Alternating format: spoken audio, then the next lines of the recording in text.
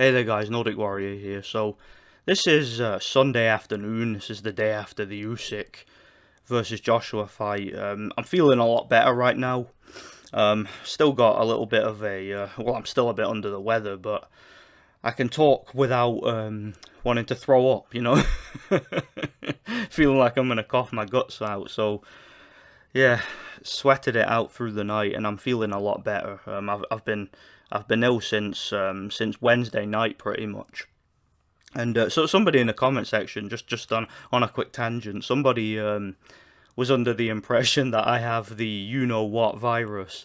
No, it's nothing like that. It's actually a lot worse. What ended up happening was a colleague of mine and me got sent to do a job, and we accidentally were inhaling a particular hazardous substance that we really shouldn't have been around. And later that evening, both of us got terribly sick. He actually got it a lot worse than I did. He couldn't actually come back to work. It was that bad. So yeah, it was some sort of poisoning, as far as I'm aware. As soon as we inhaled this substance, whatever it was, and then left the property that we were in, because we were basically clearing out a property. Yeah, we ended up lightheaded, drowsy, just feeling sick. That evening I had like cold sweats, and I was even hallucinating, believe it or not. I don't know what that material was that we inhaled, but we were only around it for a few minutes or so. And as soon as I started to inhale it, I stuck my head out the window and shit. But he was around it a lot longer than I was, and he's a lot older than me too. So yeah, I'm a bit concerned about him, but I digress. Yeah, that was what happened to me. I was poisoned basically, and I had like a really bad fever. Just been sweating profusely, and struggling to hold it together when I talk and stuff like that. So yeah, I think I'm really through the worst of it now, because as you can tell, I can sit and talk now, and it's not too bad. So let's talk about the fight. The fight, like I said last night, it was pretty much a carbon copy of the first fight, but in many ways it was more competitive, and the only reason it was more competitive is because there was more urgency on the part of Anthony Joshua. Anthony Joshua was really desperate. That's the word I would use to describe Joshua last night. He was desperate to salvage his career, to salvage his reputation, and to try and win back that mystique surrounding him. To try and win back that reputation of this big monolithic figure in boxing. He obviously wanted the undisputed fight with Fury. He wants to be the favorite. He wants to be the guy who is the governor in British boxing, the heavyweight champion, and he's no longer that. And I think that the way he was just chimping out after the fight, and going up to Usyk and grabbing the microphone, grabbing the flag, and throwing his weight around and acting the big un on the mic, telling people to get out his face, this, that, and the other, and talking about how he's hard, how he's from the streets, this, that, and the other. That was just a real embarrassing, sad sight to see, man. And it seemed genuine. I think that he was expecting to get a favour on the scorecards. When they read out it was a split decision. I think that AJ was half expecting to get the decision, despite the fact he got pretty much schooled and soundly outboxed. So yeah, it was a strange state of affairs after the fight, with AJ acting like that, but throwing his toys out the pram and stuff. It's kind of funny though, I must admit, embarrassing but funny. So, like I said, very desperate, very urgent type of performance from AJ. And what I really wanted to talk about with this video is, there's a few things, but one of the main things is that the narrative that I've been seeing from the vast majority of people who have commented on this fight, I've seen a lot of people saying that it's over for Anthony Joshua, that his career's basically done now, that he's got nowhere to go, and he might as well just hang him up. And that he's essentially finished. And I completely disagree. Look, one loss, or in this case 3 losses, but a loss isn't the end of the world, for our fighter. Anthony Joshua, of course, still has a lot to offer the sport, even without an unbeaten record, and even without the world heavyweight title. Anthony Joshua has what the vast majority of contenders at heavyweight will probably never have, and that's a solid, consistent fan base. AJ has a lot of fans still. Okay, he still can draw big crowds in the UK. He's still probably the biggest draw in British boxing right now. Now that probably won't continue for much longer if he doesn't get his act together. But as it stands right now, he's still probably the biggest draw in British boxing consistently, just in terms of consistently being able to fill out stadiums.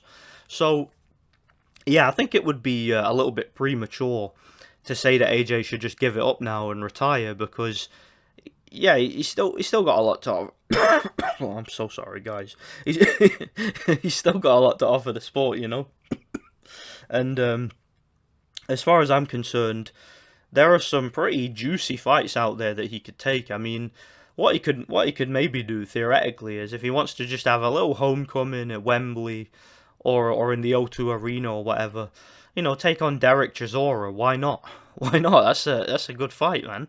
That'd be an excellent fight. And taking into consideration that AJ is now coming off 2 losses, I don't think fighting a guy like Derek Chisora is necessarily beneath him. I think that's a perfectly reasonable, perfectly understandable comeback fight. So he could fight him in London, maybe have a rematch with Dillian Whyte. Dillian Whyte, I'm sure, would like to cash out after getting splattered by Fury. He wouldn't mind getting back in the mix with a big fight that's going to get him up for it. I'm sure his rivalry with AJ. He'd like to get revenge on AJ. Let's see that rematch. Why not? So there are domestic level fights right there. There's 2 examples right there of guys he could easily fight in London, and he could easily fill out a stadium or a big arena. So he can definitely still make money. He can definitely be in big events.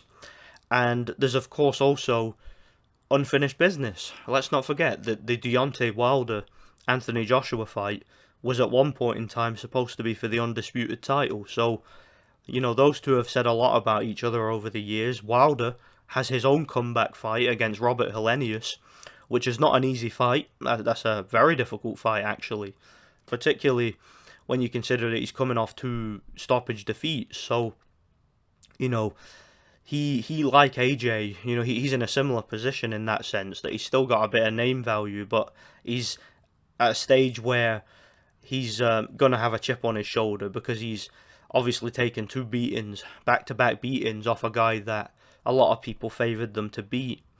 And that would be an interesting crossroads fight, I think. You put AJ in the ring with Wilder, that's going to do big numbers, man. Like, make that fight. Why not? I think that's a great fight. But I digress. As for Oleksandr Usyk, look, there's only one fight we're interested in, and that's, you see, that's the pressure of when you're on top, when you're the man in the division.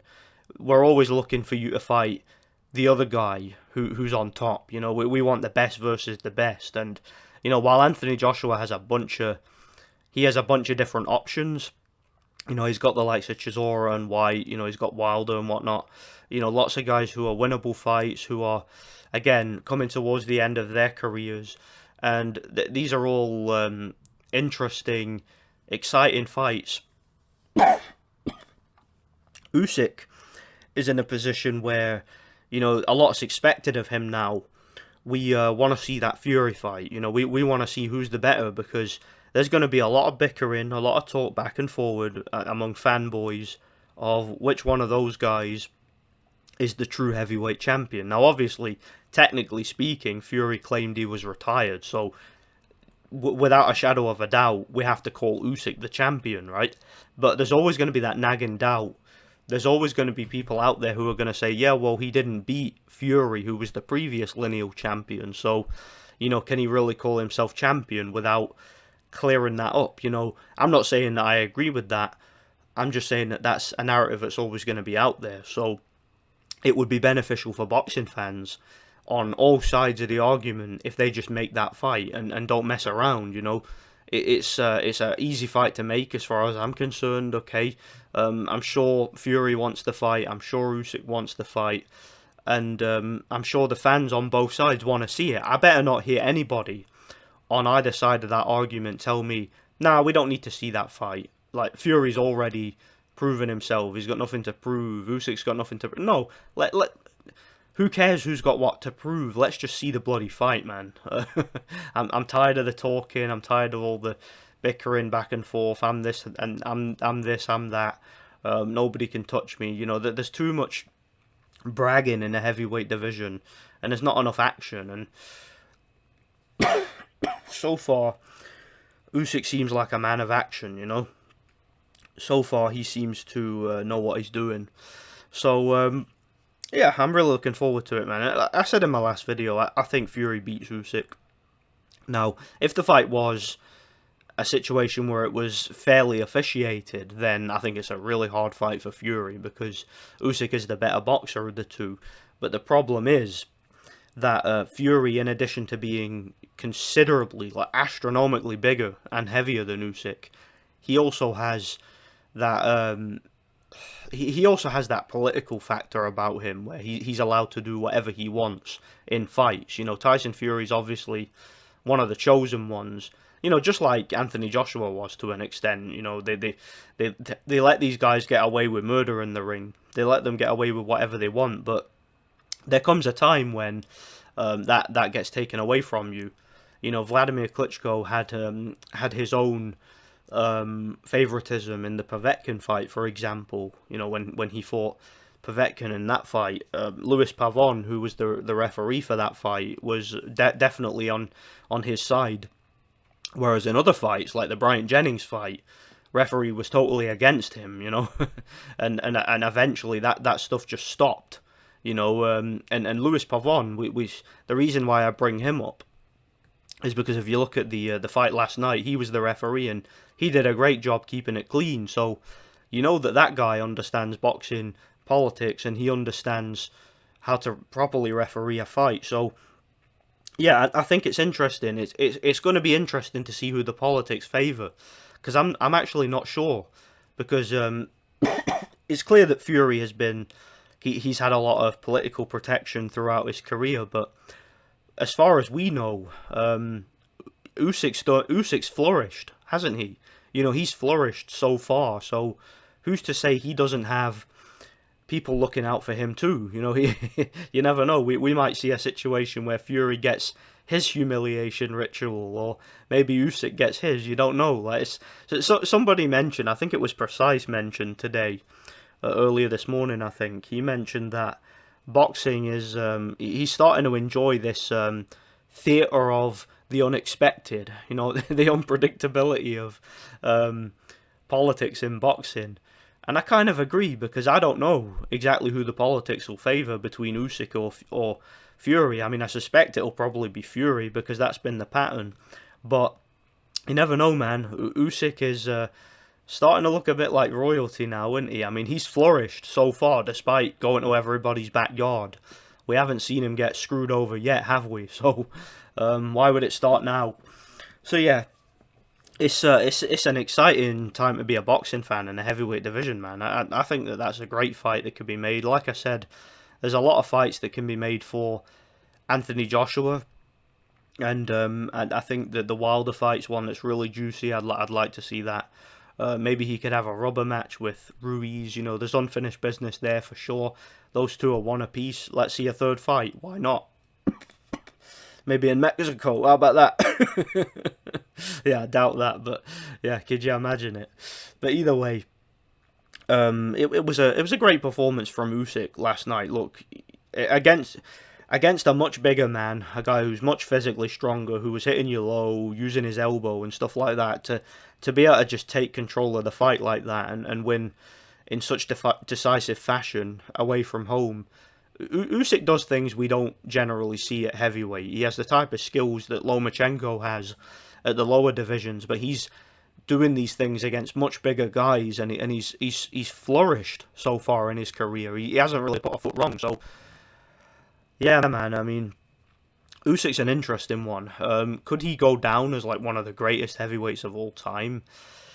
It's definitely possible, right? If he gets past Tyson Fury, then he's definitely got an argument, in terms of legacy as being one of the best. He's already one of the most skilled, but in terms of resume and his reign as champion, obviously not talking about longevity, just talking about the guys he's beaten. If he goes on to beat Tyson Fury after 2 victories against Anthony Joshua and does it all on the road, that's a pretty good bonus there. That's a lot of extra polish on his resume, isn't it? So it's interesting, man.